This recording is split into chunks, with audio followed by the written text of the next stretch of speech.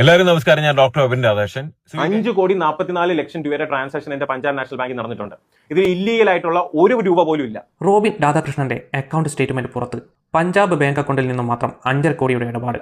രണ്ടാമത്തത് എന്റെ HDFC ബാങ്കിന്റെ സ്റ്റേറ്റ്മെന്റ് 6 മാസത്തിൽ 1,10,00,000 രൂപ അടുപ്പിച്ച് ട്രാൻസാക്ഷൻ നടത്തി. മാധ്യമങ്ങൾക്ക് മുൻപിൽ വന്ന് റോബിൻ തന്നെയാണ് തന്റെ ബാങ്ക് അക്കൗണ്ട് സ്റ്റേറ്റ്മെന്റ് പുറത്തുവിട്ടത്. ഈ പൈസയൊക്കെ ഇല്ലീഗലായിട്ട് ഉണ്ടാക്കിയതല്ല എന്നാണ് ഡോക്ടർ പറയുന്നത്. മൊത്തം കുഴപ്പമാണല്ലോടാ. വൻ ഗ്രൂപ്പ് ഉണ്ട്, കാശാണ് അവരുടെ ലക്ഷ്യം. ഓടക്കാൻ നിന്നാ സംഗതി കുലുമാലാവും. പിന്നെ പോലീസും പത്രക്കാരുമായിട്ട് നാട് മുഴുവൻ അറിയും. കഴിഞ്ഞ ദിവസമായിരുന്നു ഡോക്ടർ റോബിനെതിരെ ബിഗ് ബോസ് താരം ലക്ഷ്മി രംഗത്തെത്തിയത്. നീ എവിടെ നിർത്തുന്നോ അവിടുന്ന് ഞാൻ സ്റ്റാർട്ട് ചെയ്യും. ഒന്നുകൂടെ പറയാ റോബിൻ, നീ എവിടെ നിർത്തുന്നോ അവിടുന്ന് ഞാൻ സ്റ്റാർട്ട് ചെയ്യും. സോഷ്യൽ മീഡിയയിൽ ഇപ്പോൾ ഇവർ തമ്മിലുള്ള വെളിപ്പെടുത്തലുകളും മറുപടികളുമാണ് പുറത്തു വരുന്നത്.